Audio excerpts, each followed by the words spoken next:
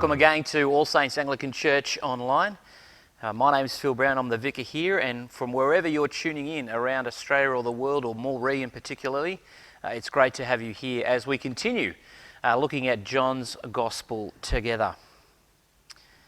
Well, we're going back to chapter 13. It was great to hear Rick Lewis last week talk to us about the Lord's Prayer, but we're back in chapter 13, 21 to 30 of John's Gospel. A little bit of a context here before we get into the passage together. In chapter 12, we've already read that there's a villain. Judas is his name. And it says in chapter 12, according to John, that Judas is going to betray Jesus. Actually, all the way through John's Gospel, we read that John is really picking on Judas as someone that's almost like a demon from chapter 6. There's probably no other character in the scriptures that are as dodgy, according to Judas, as John paints him in this gospel. So in chapter 12, John's flagging, trouble is coming. The next part of chapter 12, Jesus comes into Jerusalem on a donkey, and we heard about that a couple of weeks ago. Crowds had seen him. Pharisees were also plotting to kill him as part of those crowds. So there's more trouble coming, not just Judas, but these Pharisees. But Jesus was here to save the world. In the beginning of chapter 13, we found out from Simon Cowell 2 weeks ago that he washed their feet, indicating how much he loved them, cared for them, and gave them hope of what he was going to do. That is, save the world. Jesus was here for them in this inner sanctum. The crowds had gone, and he was talking to them quite privately, intimately, and which is where we pick up our text today. After the washing of the feet, just with the disciples who know that Jesus cares for them and loves them. And Michael's going to read that to us now. Thanks, Michael. After he said this, Jesus was troubled in spirit and testified, "Very truly I tell you, one of you is going to betray me." His disciples stared at one another, at a loss to know which of them he meant. One of them, the disciple whom Jesus loved, was reclining next to him. Simon Peter motioned to this disciple and said, "Ask him which one he means." Leaning back against Jesus, he asked him, "Lord, who is it?" Jesus answered, "It is the one to whom I will give this piece of bread when I have dipped it in the dish." Then, dipping the piece of bread, he gave it to Judas, the son of Simon Iscariot. As soon as Judas took the bread, Satan entered into him. So Jesus told him, "What you are about to do, do it quickly." But no one at the meal understood why Jesus said this to him, since Judas had charge of the money. Some thought Jesus was telling him to buy what he needed for the festival, or to give something to the poor. As soon as Judas had taken the bread, he went out, and it was night. This is the word of the Lord. Thanks be to God. Let me draw your attention to the beginning of what Michael just read to us, verse 21. After he'd said these things about giving them hope, that is, washing of the feet, Jesus was troubled. And we need to just pause there. John's been telling us, hasn't he, that trouble was coming in the form of Judas and the Pharisees. And so here we have now Jesus being troubled. Now, why is he troubled? Well, we get the answer in the second half of verse 21. He was troubled in his spirit, and he told the disciples, "Very truly I tell you, one of you is going to betray me." So what John had been flagging, Jesus already knew. It's like playing a game of cards, isn't it? You deal out the cards around with your friends or your family, and you have a look when you get your cards and you realise, oh, I don't have the top cards. I haven't got them in my pack. Things aren't going to go well. I'm troubled. Looks like this whole game's over before it started. It's exactly the same thing here in verse 21. So even though Jesus is God, he knows what's going to happen, it doesn't remove the fact that he's troubled and he's got angst. He's still a human. And as all humans, we go through ups and downs in life. We face trouble. We face angst. We face hard times and good times. As the famous hymn goes, all things bright and beautiful, and the flip side is sometimes all things dull and ugly.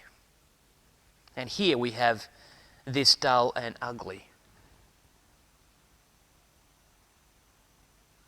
But it's more than this. Jesus says as a betrayer in verse 22, his disciples stared at one another, at a loss to know which of them he meant. One of them, the disciple who loved Jesus, was reclining next to him. And so Simon Peter asked him, who was it? And then he asked the Lord, who is it? And of course Jesus answered, it's the one who I'm going to dip this bread into. So it's not only that Jesus knows that there's going to be trouble. Not only that Jesus knows there's going to be a betrayer, but Jesus knows the betrayer. Jesus knows it's Judas. He dips the bread in. We don't know if John, he's the disciple reclining next to Jesus, leaning against him as they ate the meal, and Peter kind of chimed in to ask. We don't know if John told Peter or Peter heard it. It doesn't look like it at all. But we do know that John picked up that the bread that he dipped it in and gave was to Judas. Jesus absolutely knew who his betrayer was. Jesus knew when he picked up the cards not only that he didn't have a top deck, the top cards in it, he knew who did around the table. He knew who the person was that was about to play that card against him.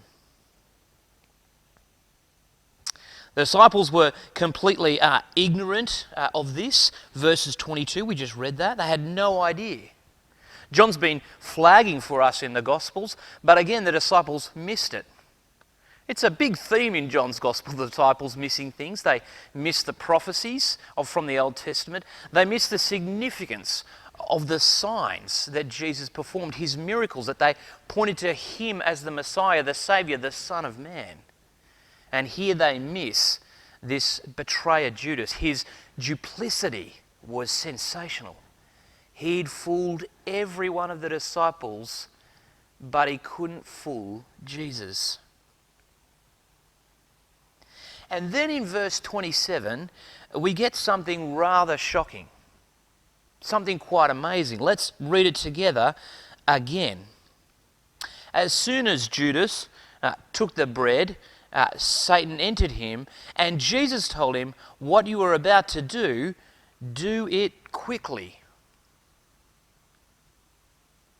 Before we get to the Satan bit, let's look at what you're about to do it quickly. Jesus isn't just complicit in what Judas is doing. He's not folding his arms and just waiting for that card to be played, that betrayal to happen. No, he's actually cooperating with Judas. In fact, more than that, he's commanding Judas, what you're going to do it quickly. Get on your way. It's like he's started to play the game. He knows where the big cards are. And he says, come on, pop them down. Let's get this hand over with. Let's get this game finished. It's a staggering idea, isn't it? That the Son of God, knowing who the betrayer is and that he will betray him to the point of death, wants it to happen quickly. What in the world could Jesus be doing at this point? By cooperating and sending Judas. Play your card now. Let's get this game over with. And let's go back to this this Satan section now. Firstly, John wants to make it very clear that this betrayal by Judas is not influenced from the demon world. Satan hasn't entered Judas and possessed him, a little bit like the exorcist, and it's because of that he's forced this betrayal to happen. No, This is Judas on his own, making this decision. And when he moves away from Jesus, he inevitably moves towards Satan. And so as he leaves Jesus in this betrayal, as he plays that card, the card to win this hand, this game, he then hands himself over to Satan, and Satan enters him. The betrayal is really bad. The betrayal is really evil. And John says the betrayal is satanic. All about Satan. And then we have verse 29, since Judas in charge of the money, some thought that Jesus was telling him to buy what was needed. John reinforces the fact that they still didn't get that Judas was going to betray Jesus, even though John had heard and seen that that was the person. And as soon as Judas had taken the bread, he went out and it was night. And John's reinforcing here with this little phrase, it was night, how far Judas had moved in this little action. He'd been planning it. We know that from John's Gospel. But the decision was now complete. And as he goes outside in the Passover, which we're around at this time, which is meant to be a full moon, John says, no, he went out in darkness, in night. John had moved away from the light of Jesus. Remember, Jesus was the light coming into the world. But Judas had preferred darkness. So what can we take away from all of this? Why would John include this little section here? Well, John wants us to be very clear that there is a God that knows what's happening in the good and in the bad. John wants us to know that there is nothing that takes God by surprise. There is no one that he doesn't know what's truly in their hearts, what they will do, even if it's at the point of killing his only son. God is always in control. Jesus is always sovereign over everything. What John is trying to say is, play that card. And don't be worried, disciples, because I own the cards. I own the game. And I'm about to pull them all together, and I'm about to reshuffle and then re-deal. And this time Jesus is going to get all the top cards, and he's going to lay them out. And when he does that, there'll be no more playing of the cards. Christians call that the resurrection and the second coming. And Jesus owns the game of cards, and he's laying it down for us. And John is saying, even in the worst trouble, where death is on our doorstep, God is in control, which is so helpful, isn't it? We've just been through drought, bushfires, and now we're going through COVID-19. It looks like everywhere we turn, there is trouble. There is death. There is pain. God, are you there? Are you surprised? What are you going to do? Well, we know. And John is telling us that God is never surprised. Jesus is always with us. And even though it might look at the moment that the cards are against us, the game's been rigged, the scoreline is blown out 50-0, God owns the game. And when he comes back this second time, he will write it perfectly, like he did with Jesus' death when he rose him from the cross. Brothers and sisters, God is for you today amidst all of the trouble that we have. Let us keep our eyes focused on him and not despair in the face of trouble. Let me pray. Gracious and heavenly Father, sometimes it's hard to see over the walls of trouble that seem to be all around us. We ask for your mercy to lift us up, to prop us up on the shoulders of Jesus and John's Gospel so that we can see over those troubles that you are in control, and that one day you will knock them all down because you care for us and love us, and not even death can separate us from you. Amen.